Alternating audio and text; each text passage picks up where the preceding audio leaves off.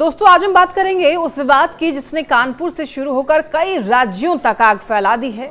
I love Mohammad poster विवाद। सवाल ये कि आखिर एक पोस्टर ने इतना बड़ा बवाल कैसे खड़ा कर दिया है। क्या ये मामला सिर्फ धार्मिक भावनाओं से जुड़ा हुआ है या फिर इसके पीछे राजनीति भी काम कर रही है।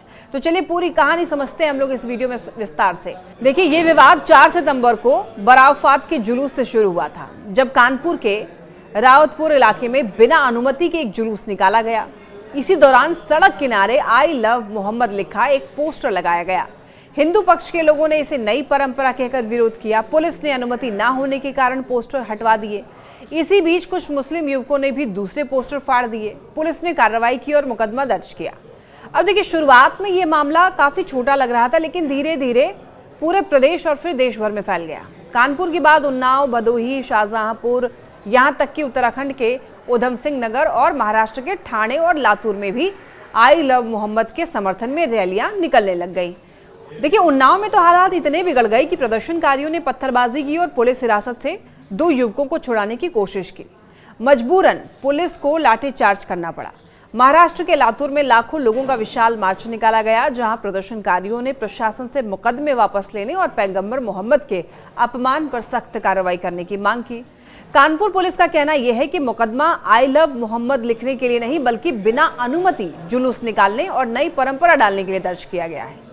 अब देखिए मुस्लिम पक्ष का यह आरोप है कि उनके धार्मिक पोस्टर फाड़े गए, उनकी भावनाओं को आहत किया गया। इसी बीच AIMIM चीफ असदुद्दीन ओवैसी ने सोशल मीडिया पर लिखा, आई लव मोहम्मद जुर्म नहीं है, अगर है तो इसकी हर सजा मंजूर है।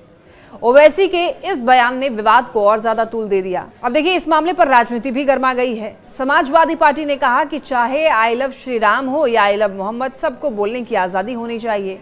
वहीं बीजेपी ने साफ किया है कि यूपी में पुलिस की वर्दी को हाथ लगाने या कानून तोड़ने वालों पर कड़ी कार्रवाई होगी। मुस्लिम समाज FIR वापस लेने और धार्मिक भावनाओं की सुरक्षा की मांग कर रहा है। अब सवाल ये उठता है कि आखिर आई लव मोहम्मद को लेकर इतना विवाद क्यों है। देखिए एक और पुलिस इसे कानून और परंपरा का मुद्दा बता रही है, तो दूसरी ओर मुस्लिम समाज इसे अपनी आस्था और सम्मान से जुड़ा हुआ मान रहा है। इसी खींचतान ने पूरे विवाद को देश भर में फैला दिया है।